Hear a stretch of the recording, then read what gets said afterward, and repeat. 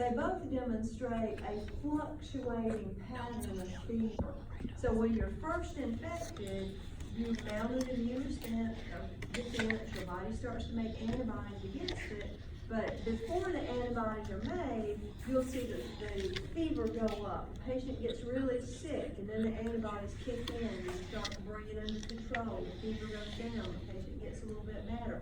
But when you get down here, the organism will actually change its code. So it actually changes the antigens on the surface. So then the immune system doesn't recognize it anymore. So the immune system has to start over. So fever goes back up, patient gets really, really sick until the immune system makes new antibodies against the new antigen, and then it starts to bring it back under control again. Then the organism changes its code again. So now the immune system has to start over again. So you see that fluctuating pattern of fever.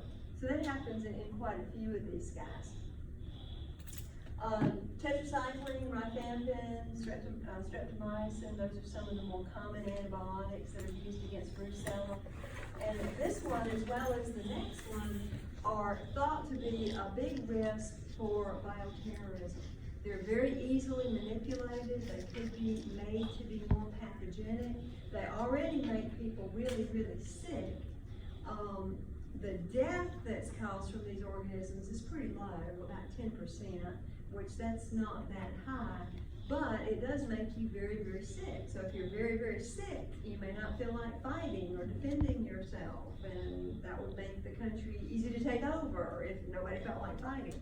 So that's why this one, as well as the Francisella, are a real concern for them being potential bioweapons. There's an animal vaccine for this one. There's a vaccine for the next one that actually is for people. But for brucella, there's not a vaccine for people because not enough people would take it. Big Pharma wouldn't make enough money off of it, so they're not going to make that. So we got a vaccine for animals, but not a vaccine for people. Francisella tularensis causes tularemia, which is sometimes called rabbit fever. Rabbits are some of the main carriers. It's carried by a number of different mammals. It's found in the northern hemisphere, so you don't have tularemia down under. They don't have it in Australia or New Zealand or any place like that. So it's only found in the northern hemisphere. It's spread through contact with infected animals or water and dust that has been exposed to the infected animal. This one, there was a case several years ago, I believe it was in Great Britain, where a big group of men went out hunting rabbits, and they killed all these rabbits and brought them back and skinned them, for hobby food, whatever. And they hung them up to skin them. And after they skinned them, they used a garden hose to rinse them off. Everybody in the hunting party got tularensis. Because when they sprayed it down, they inhaled those aerosol droplets, the organism was in the droplets.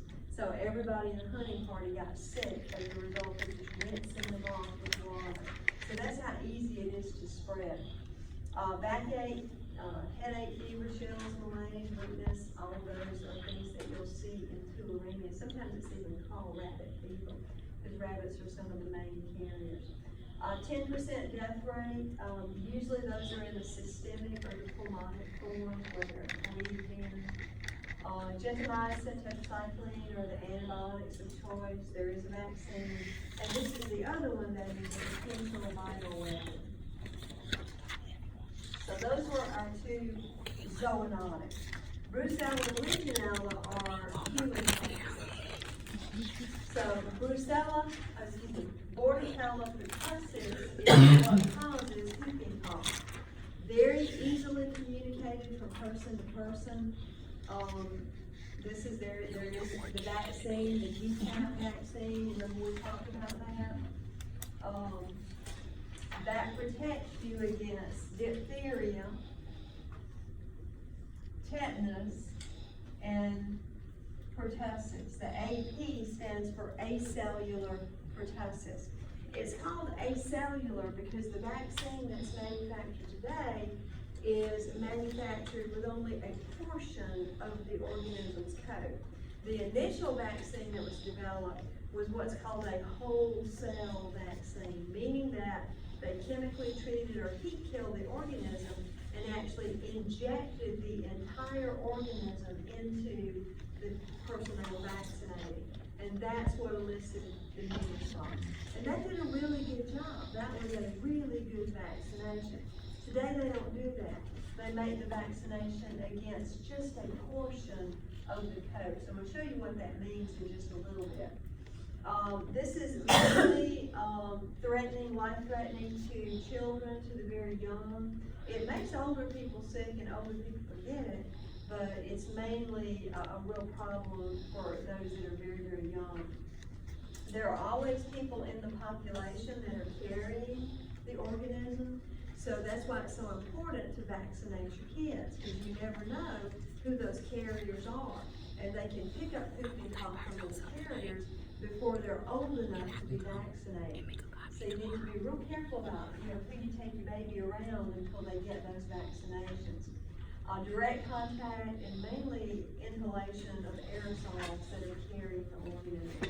When those individuals that carry the organism speak, the organisms leave in their mouth along with those water vapor and water droplets. So if you're nearby, you'll breathe that stuff in and you can come down with whooping cough.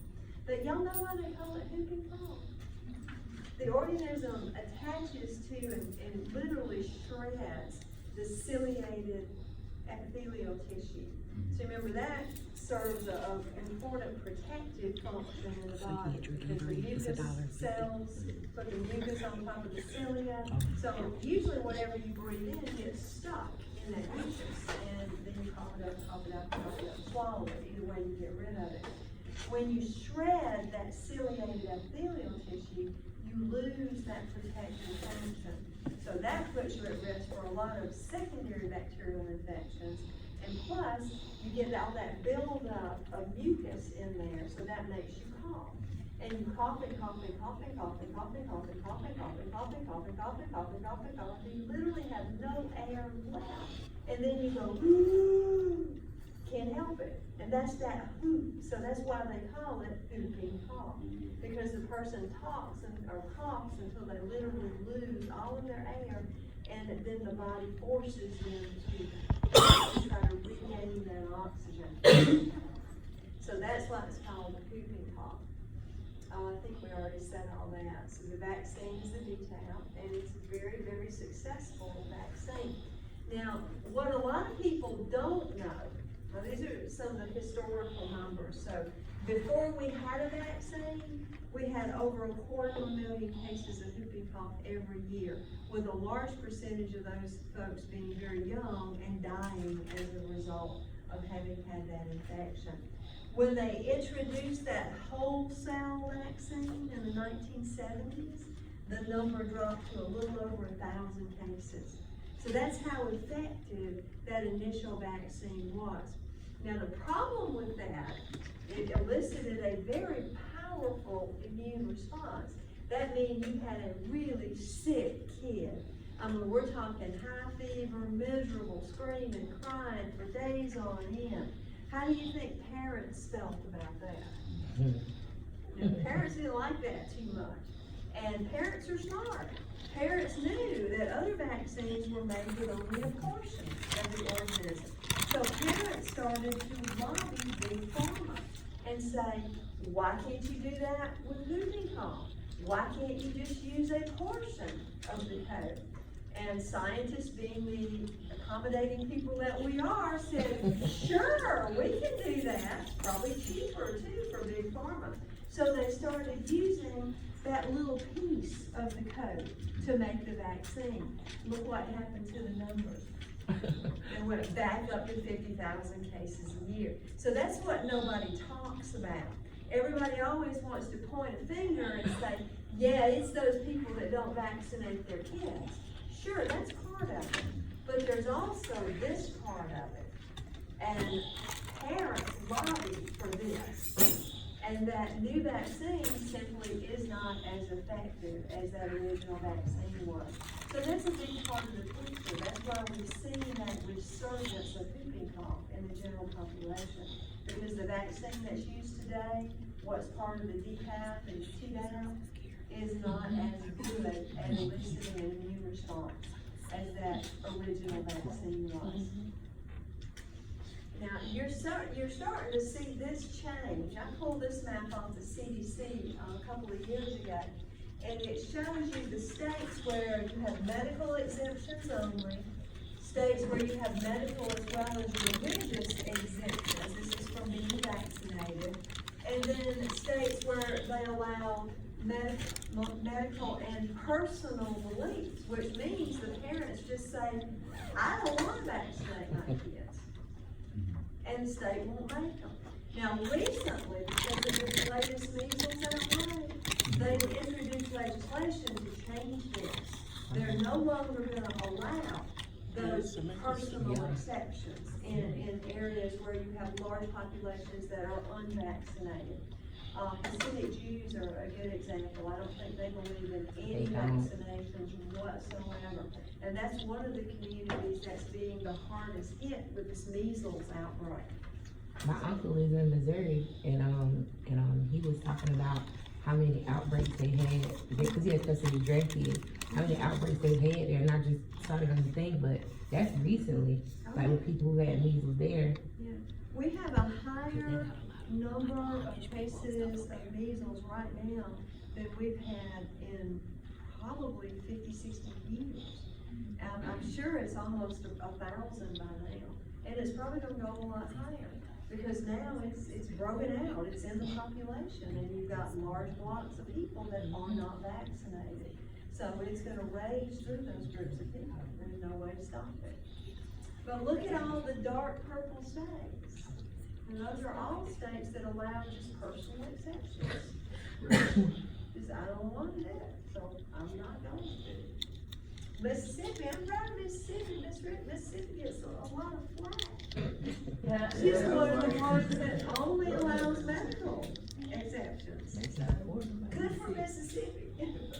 Mississippi and West Virginia, probably the two poorest states in the country. And they're the ones that only allow for medical exemptions. Kind of interesting. Why does that one, the other state have the stripes? Missouri, I don't know, I guess they have a lot of different regions that do different things, so you have to show them, how they are. Missouri, I think, is the show me state. Okay, so that brings us to Legionella. Legionella pneumophila causes legionellosis.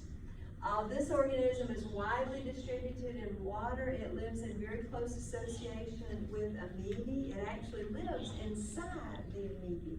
So anytime you have a high concentration of the amoebae, there's a good chance you're going to have a very high concentration of the Legionella. This used to be known as Pontiac's disease. It's called Legionella because of an outbreak in the mid-1970s. Where a group of American Legion conference attendees came down with the disease. A lot of them died as a result of it, and then it started being referred to as Legionella, or Legionnaire's disease, because of all those American Legion members that got sick.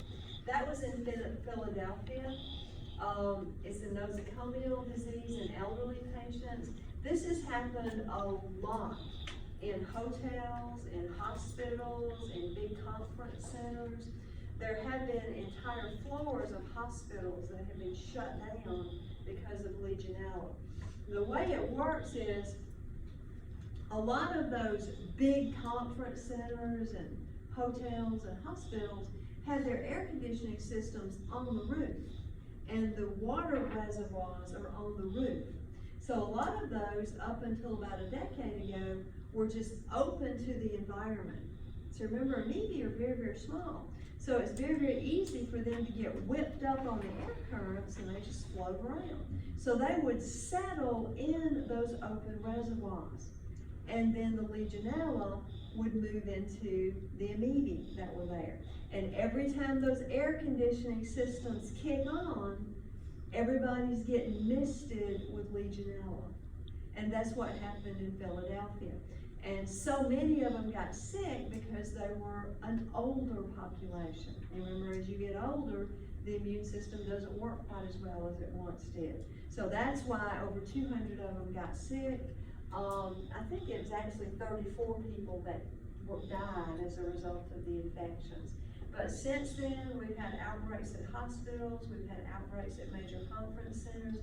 They had so many in New York City that now it's part of the regulations that if you have a water tower or reservoir, it has to be checked once a month to see if it has if it has Legionella in it. So they're finally addressing that open system stuff, and hopefully they're gonna enclose all of those, and that would solve the problem. It just simply needs to be enclosed and not open to the environment. If it's recognized and treated, it's usually treated with erythromycin, you know, you're fine. But obviously, the older you are, the more difficult time you're gonna have with it because of your lowered immune response. And that brings us to the enterics, which, these are a lot of the ones that you guys are gonna see. Again, they're not spore forming. They inhabit soil, water, decaying matter. A lot of these guys live in the bowel, large animals, including humans. This is the most frequent cause of diarrhea. These are the guys that make those enterotoxins that target the gastrointestinal tract. Enterics, along with Pseudomonas, account for 50% of all of the nosocomial infections. To a lesser degree, you've got Staphylococci, Streptococci, and Candida, which is yeast. Have you guys heard of the new strain of Candida that's out there? It's only been in the literature about 6 months or a year now. It's called Candida auris.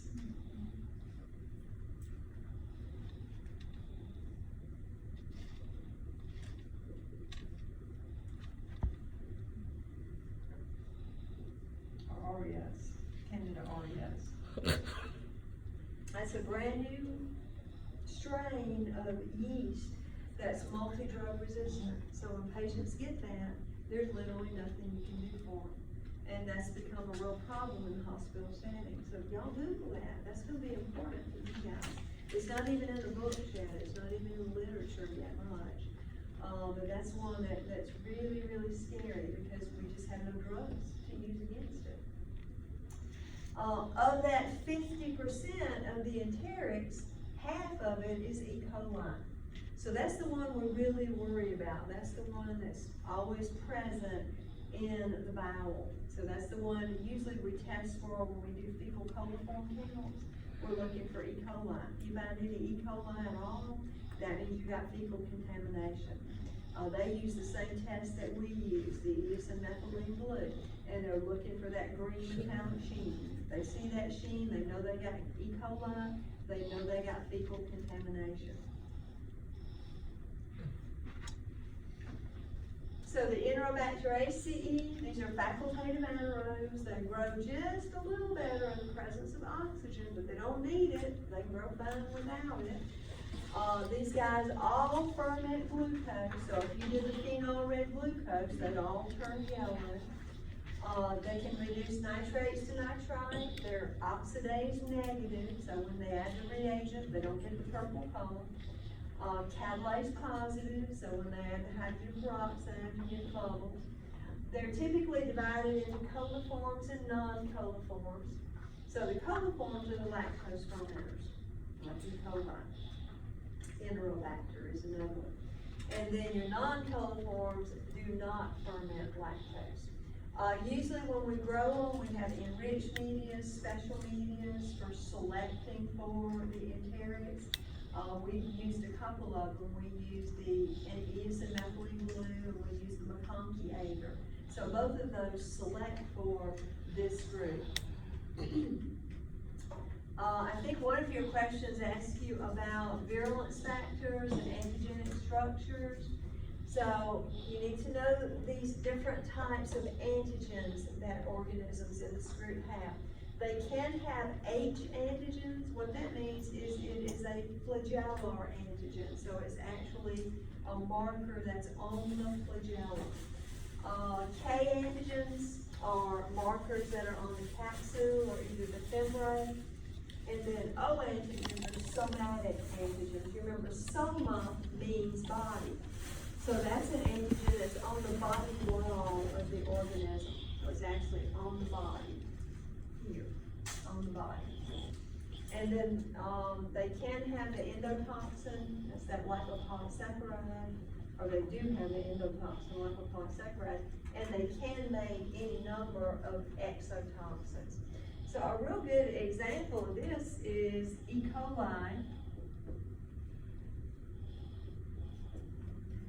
O157H7. So that's telling you specifically what two antigens that organism has. It has a somatic antigen, number 157, and it has a flagellar antigen, number 7. So that is the organism that causes hemolytic uremic syndrome. In Europe, there's a different one, so they don't have the same strain that we have here in North America.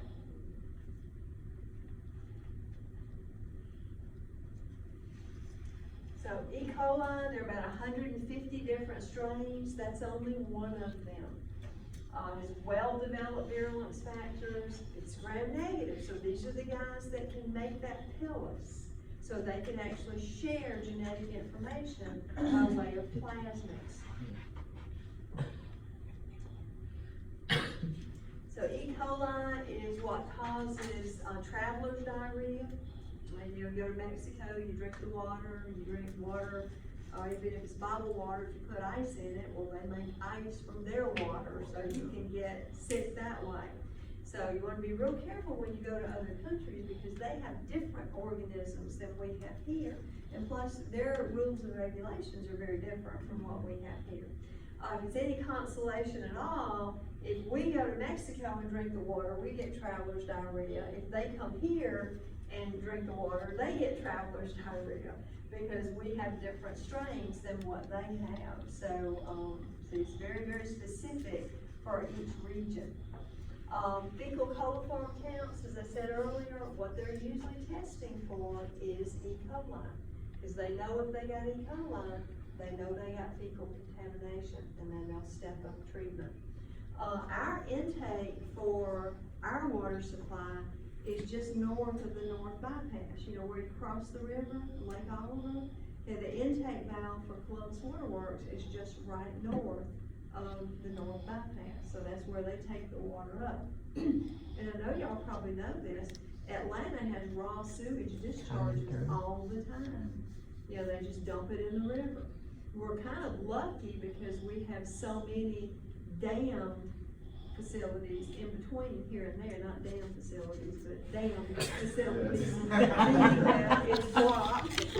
Okay, so as you slow the water down, the organism settles down. Okay, so, and of course, it's not going to survive living in the water. That's not its normal habitat. It's not going to have enough nutrients to survive. So it settles out, they die off. By the time they get down here, even if it's a raw sewage spill in Atlanta, it doesn't pose that big of a threat to us. But it is something that Columbus Water Works watches pretty closely, especially after a major rain event like what we had just this past weekend.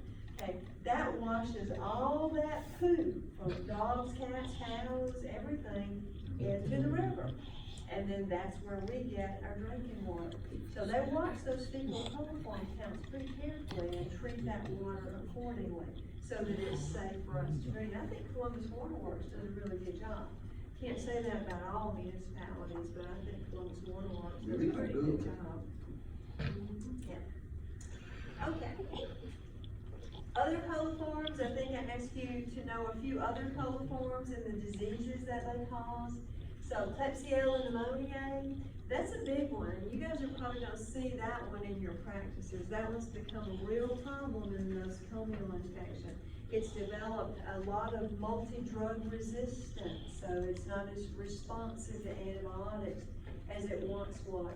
This isn't one that's normally found in the respiratory tract. When you grow it out on a plate, this would be one of those that looks real wet and shiny. Okay, it has that big capsule, so that makes it look wet and shiny. It causes nosocomial pneumonia, meningitis, bacteremia, can cause wound infections as well as urinary tract infections.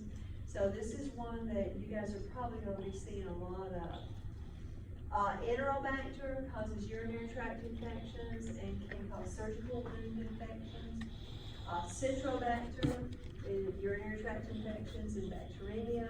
Serratia marcescens, hopefully you're recognizing a lot of these names. These are the ones you guys have been working with. Serratia marcescens is a real problem with burn patients because they've lost that primary barrier. So quite often they'll get infections from Serratia marcescens because it's always floating around in the air. So it's always present. It can cause pneumonia, burn, wound infections, septicemia, as well as meningitis. Salmonella and Shigella. These are true pathogens, so they will make a healthy person sick. Well-developed virulence factors, they're not normally part of your normal flora. So if you pick these up, you're going to get sick. Salmonella causes salmonelloses and Shigella causes shigelloses. Both of those are gastrointestinal diseases. So they both attack the gastrointestinal tract. Salmonella typhi is what causes typhoid fever. So you don't see a lot of typhoid fever anymore in North America. It still occurs in other parts of the world. But this is what Typhoid Mary had. Y'all heard the story of Typhoid Mary in New York City? She was a cook, and she was one of those individuals that the organism, and this is, it's pretty rare for this to happen, but it's been well documented in several different cases. A person will pick up the bacterium, and rather than getting sick from it, the bacterium migrates to their gallbladder, and it literally grows in their gallbladder, and they don't ever get sick, but they're constantly shedding that organism along with the bile into the gastrointestinal tract. So it's constantly shed with the feces, and if they're not particularly hygienic, as not many folks were back in the 1800s, they will contaminate food and drink and whatever they handle with fecal matter that has Salmonella typhi in it. And that's how a lot of people got sick back in the 1800s. Typhoid Mary, every family she went to work for got sick and died. Kids got sick first and died, then the parents would get sick and die. And that happened over and over and over again. Finally, one young medical doctor, I can't remember what his name was, he recognized that there was a relationship between whoever Mary worked for and the whole family dying. So he